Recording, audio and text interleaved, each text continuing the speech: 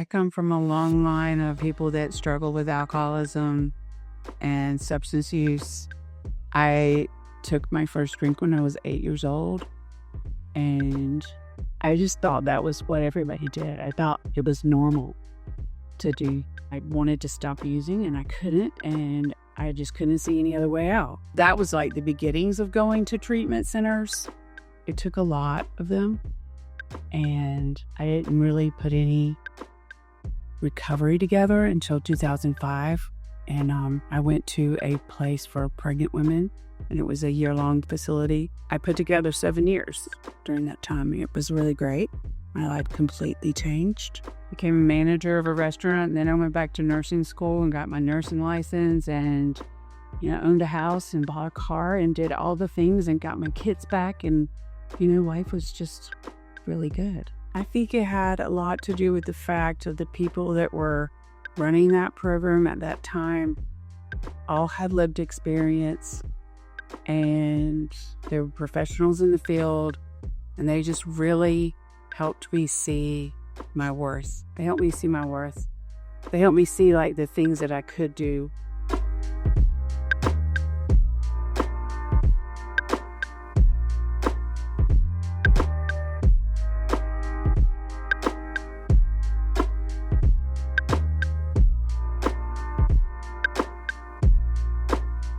More people need to share their experience. They need to share their voice, because that's how things change.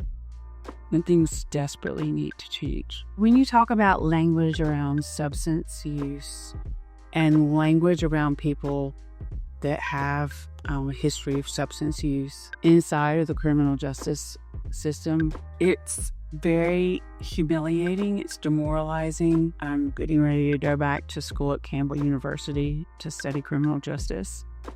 And I want to work in advocacy. I want to talk to people that make rules and policies and make decisions about things like what you're doing, how you talk to people, how you think about people, because at the end of the day, I am a person.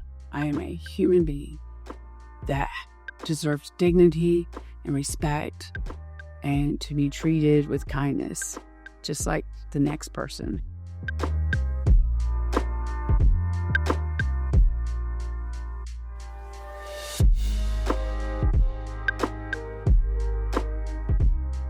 My favorite part of recovery is having a network of people. Like, these are my tribe, These are the women that I do things with and share my life with, even outside of meetings or groups or whatever it is that we're doing. They're the people I spend my time with. And they're this family outside of my family. And I think that we have something really special that other people don't always have. My family, my mom, she's amazing. She's my biggest cheerleader. She will brag about me about things that normal people do every day. Jorgie's got a job. Okay, Mom, everybody needs to have a job. I have a 6-year-old grandson. We just had his birthday party this past weekend. It was just so great being there, being part of that.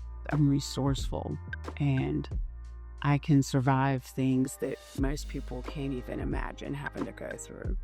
I might have known that before. I knew I was smart and resourceful, but my experience in prison really showed me that there is nothing that I cannot survive, get through, and even excel at.